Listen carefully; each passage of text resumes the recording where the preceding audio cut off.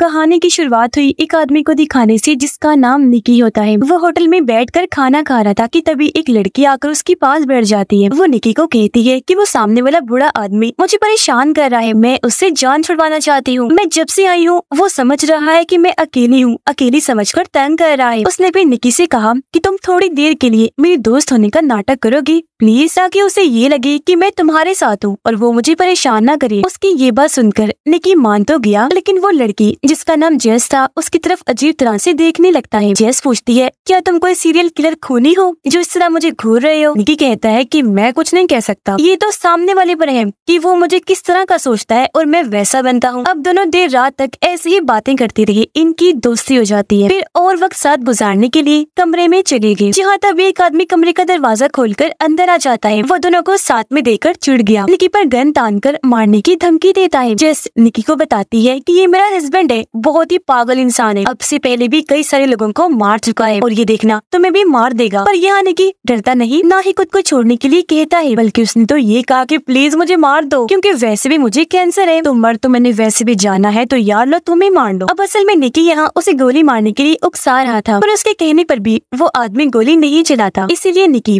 उठ खड़ा हुआ। तब यहाँ जेस अपना मुंह खोलती है, उस आदमी को कहने लगी, अरे बेवकूफ इंसान, इसे कोई कैंसर वैंसर नहीं है, बल्कि वो हमारा प्लान समझ चुका है। असल में निकी को बातों में फंसाना और उसे यहाँ कमरे तक लेकर आना सब जेस और उसके इस साथी की चाल थी, क्योंकि वो इस तरह ही लोगों को डरा कर अपनी बातों में फंसाकर लूटा करती थी। मगर इस बार उसका ये प्लान फेल हो गया, क्योंकि इस बार उनका सामना अपने से भी बड़े लुटेरे से हो गया, जो इनकी चाल समझ चुका था। जी हाँ, निकी भी काफी बड़ा माहिर लुटेरा था और वो अब चुपचाप वहाँ से निकल जाता है। होटल के कमरे से निकलकर जेस जब जा रही थी तो निकी भी उसके साथ साथ चलने लगता है। वो उसे शराब पीने के लिए ऑफर करता है, क्योंकि जेस भी उससे काफी मुतासिर हुई थी, इसलिए वो उसकी ऑफर मान लेती है। ये दोनों बार में आकर शराब पीने लगे, जहाँ जेस उससे चोरी करने की स्किल्स महारतों के बारे में पूछने लगती है। जेस उसे बताता है कि चोरी लूट मार के इस खेल में सबसे जरूरी चीज है फोकस, यानी किसी काम को करने में हमारी सारी तवज्जो उस तरफ होनी चाहिए। असल में इंसान एक वक्त में कई सारे काम नहीं कर सकता, क्योंकि इस तरह काम खराब भी होते हैं। एक चीज पर फोकस और दूसरों का फोकस अपनी तरफ करना बहुत जरूरी होता है। ये सब बताने के बाद वो जेस के साथ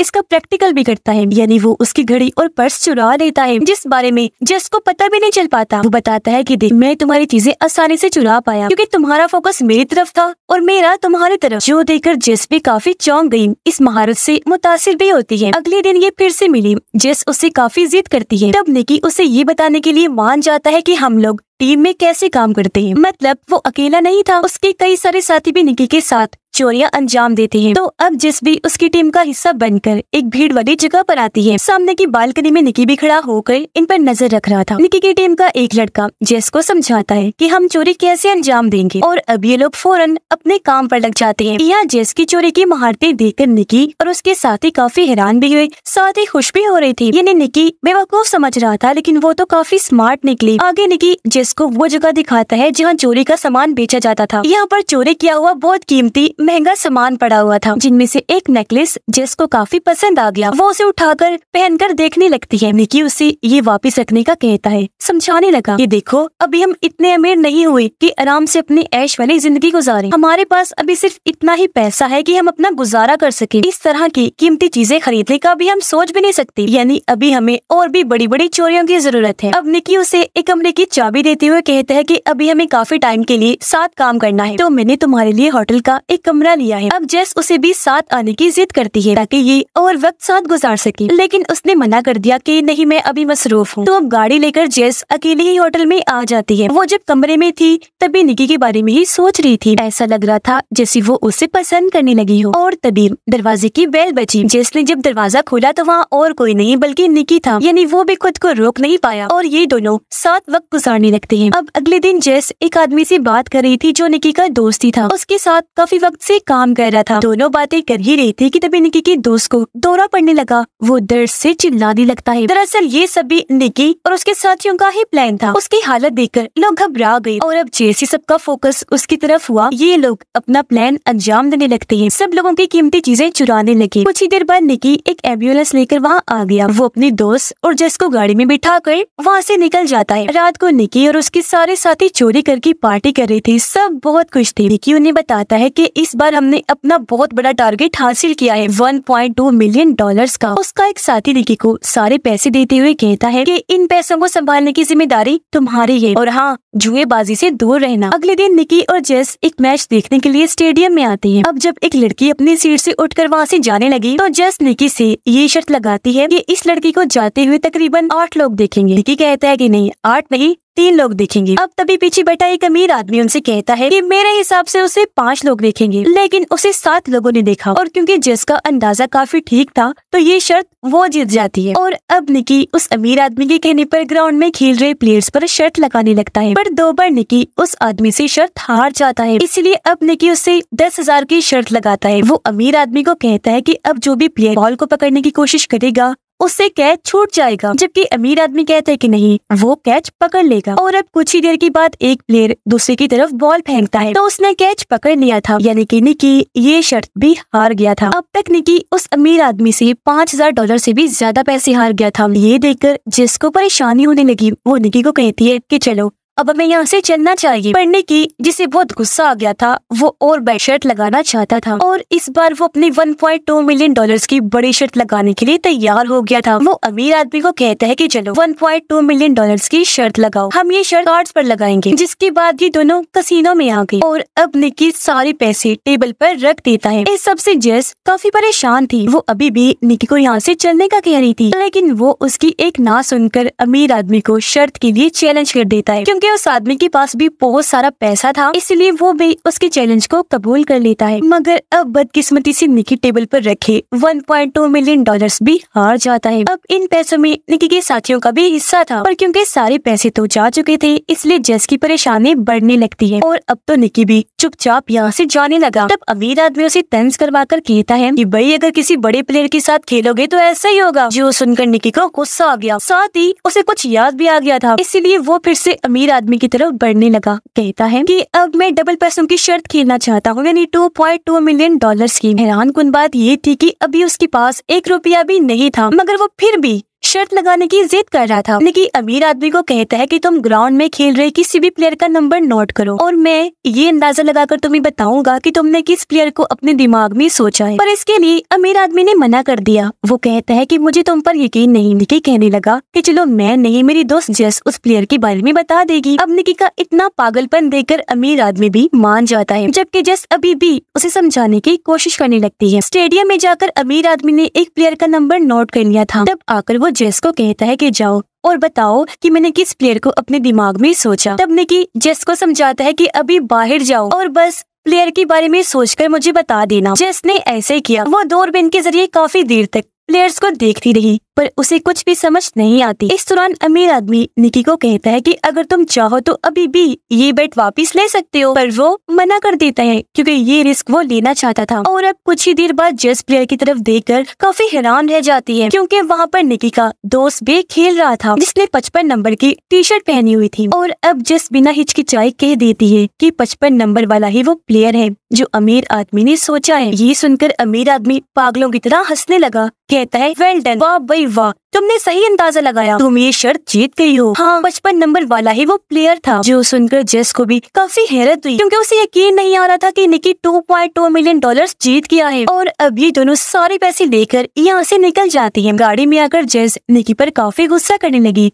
उसे मारने लगती है कि तुमने अभी तक मुझे अपने प्लान के बारे में नहीं बताया कि आखिर कैसे इतनी बड़ी रकम तुम जीत गई, जबकि कुछ देर पहले तो यही लग रहा था जिसे तुम्हारे गुस्से की वजह से तुम सारे पैसे हार गए हो। अब बताओ सच क्या है, तुम कैसे शर्त जीत गए। तब निकी उसे बताता है कि अमीर आदमी के पास बहुत पैसा है, साथ ही वो बहुत बड़ा जुआरी भी है, कोई ऐसा जुआ नहीं जो उसने ना खेला हो। जेस पूछती है, अच्छा तुम्हें कैसे पता चला कि मैं 55 नंबर ही चुनूंगी, तुमने इतना बड़ा रिस्क कैसे लिया। तब निकी बताता है कि काफी वक्त पहले से मैं ये बात तुम्हारे जहन में डाल रहा था, साथ साथ अमीर आदमी के दिमाग में। और अब यहाँ से कहानी कुछ वक्त पहले आ जाती है। हमने देखा कि निकी के आदमी काफी वक्त पहले से ही अमीर आदमी पर नजर रख रहे थे। उन्होंने अलग अलग तरह कोशिश करके 55 नंबर उसके जहन में बिठा दिया था। वो जहाँ जहाँ भी जाता 55 नंबर या इस नंबर की शेप उसे हर जगह दिखाई दिया करती थी। यहाँ के बैनर्स पर लोगों ने 55 नंबर पकड़ा हुआ था। ये भी उनकी चाल थी अमीर आदमी को दिखाने के लिए। और आज जब वो मैच देखने आ रहा था तो उसकी नजर निकी के दोस्त पर पड़ गई, इसलिए उसने जहन में 55 नंबर बिठा लिया क्योंकि उसका नंबर भी 55 ही था। यही वजह है कि शर्त की दौरान भी उसने यही नंबर चुना। और अभी सारी बातें सुनकर जेस काफी खुश हो जाती है। वो फिर से मुतासिर हुई। निकी उसे कहता है कि तुमने भी काफी अच्छा काम किया, जो कहकर वो जेस को उसके हिस्से के पैसे देकर यहाँ से चला जाता है। हालांकि जेस उसे रोकने की बहुत कोशिश करती है, लेकिन वो बिना कोई बात सुने वहाँ से चला गया। इस बात को लेकर जेस रोने लगती है क्योंकि वो निकी को पसंद करने लगी थी, मगर उसका इस तरह अचानक चले जाना जेस को बहुत बुरा लगता है। और अब यहाँ से कहानी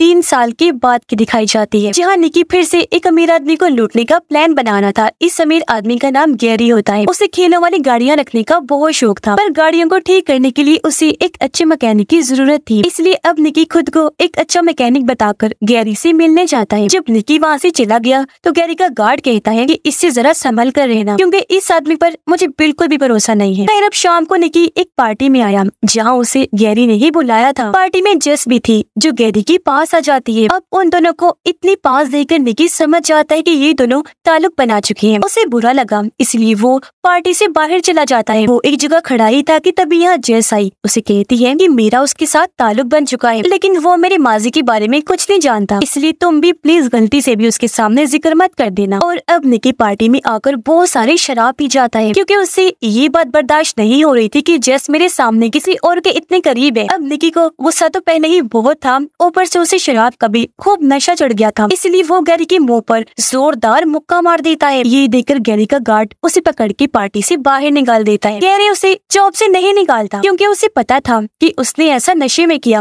वो निकी को माफ कर देता है। अगले दिन गैरी का मैनेजर जब निकी को काम समझा रहा था तो पुल के पास जेस आई, जहाँ गैरी भी लेटा हुआ था। और अब एक बार फिर से उन्हें इतना करीब देखकर निकी जलने लगा। उसका फोकस दोनों की तरफ ही हो जाता है। मैनेजर से मिलने के बाद वो जेस के पास आया। उसे कहता है कि तुम्हें इस तरह के कपड़े पहनकर यहाँ नहीं आना चाहिए था, क्योंकि यहाँ कुछ लोग तुम्हें अजीब तरह से देख रहे हैं, जो बात मुझे बिल्कुल पसंद नहीं आ रही। पर जेस उसकी बातों को नजरअंदाज करके वहाँ से चली जाती है। अगले दिन निकी और जेस एक अलग जगह पर मिले। यहाँ जेस 3 साल पहले होने वाले उस वाकये के बारे में पूछती है, क्योंकि वो ये जानना चाह रही थी कि उस दिन वो जेस को अचानक छोड़कर क्यों चला गया। तब निकी उसे समझाने की या कहें कि अपनी बातों में फंसाने की फिर से कोशिश करता है, लेकिन वो उसकी बात नहीं सुनती क्योंकि बहुत नाराज थी। इसलिए अब निकी अपने दोस्त के जरिए ही जेस को मनाने की कोशिश करता है, क्योंकि वो जेस का भी काफी अच्छा दोस्त बन गया था। निकी अपने दोस्त के जरिए जेस के पास वही नेकलेस गिफ्ट भेजता है जो उसने चोरी के सामान वाली जगह पर देखा था। इसलिए अब वो अपने इस दोस्त के कहने पर निकी से मिलने के लिए राजी हो जाती है। फिर जब दोनों मिले तो निकी की बातों से जेस समझ जाती है कि वो फिर से मेरे साथ ताल्लुक बनाना चाहता है, पर जेस ने मना कर दिया। वो कहती है कि अब की बार में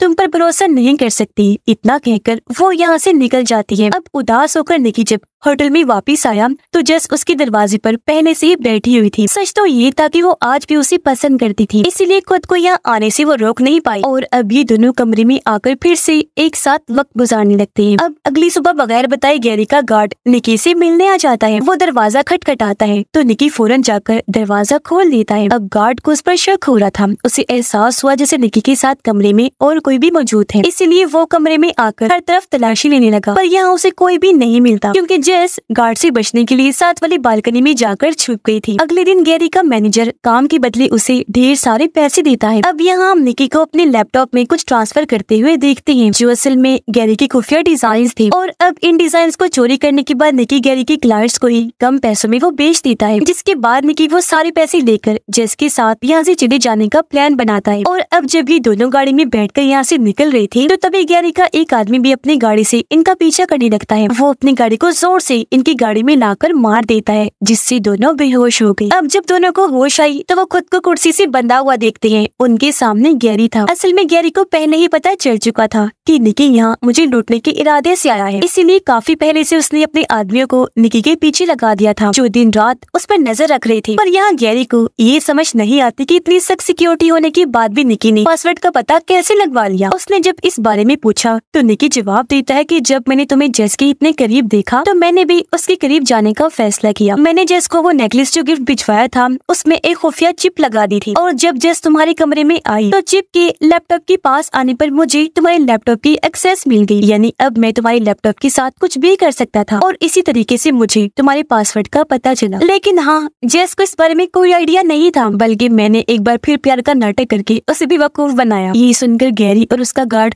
जोर जोर से हंसने लगती है, और अब तभी गैरी जेस के मुंह से टेप हटाता है तो वो भी अपना मुंह खोलती है कि मेरे और गैरी के बीच कभी कोई ताल्लुक था ही नहीं, यानी वो भी उसे लूटने के इरादे से ही आई थी, जिस बारे में गैरी को पता लग गया था। असल में जब जेस गैरी की पार्टी में आई तो उसने वहाँ निकी को देख लिया था, इसलिए वो जानबूझकर गैरी के पास जाने लगी ताकि उसे यही लगे कि वो दोनों ताल्लुक में हैं, जबकि असल में तो ऐसा कुछ भी नहीं था। अब यहाँ जेस निकी से ये कहकर झगड़ा करने लगती है कि तुम एक झूठे धोखेबाज इंसान हो, तुम कभी भी सच नहीं बोलते, तुम्हारी हरकतों की वजह से देखो अब हम मरने वाले हैं। पर उसकी एक ना सुनकर निकी गैरी को एक और कहानी सुनाने लगता है, जिस पर गैरी का गार्ड निकी को गोली मार देता है, ये कहकर कि अब हम इसका एक और झूठ नहीं सुन सकते। जिसके बाद वो गार्ड जेस पर भी गोली चलाने के लिए आगे बढ़ता है। तब गैरी उसे ये कहकर रोक देता है कि मैं यहाँ पुलिस का कोई तमाशा बनाना नहीं चाहता, रुक जाओ जरा, और हाँ, अब से इस मामले को तुम ही संभालोगे। जो कहकर वो यहाँ से चला गया। निकी जख्मी था इसलिए उसकी सांसें रुकने लगती हैं। तब गार्ड जल्दी से आगे आया, एक पंप से उसकी गोली निकाल कर कहता है कि गोली दिल पर नहीं लगी,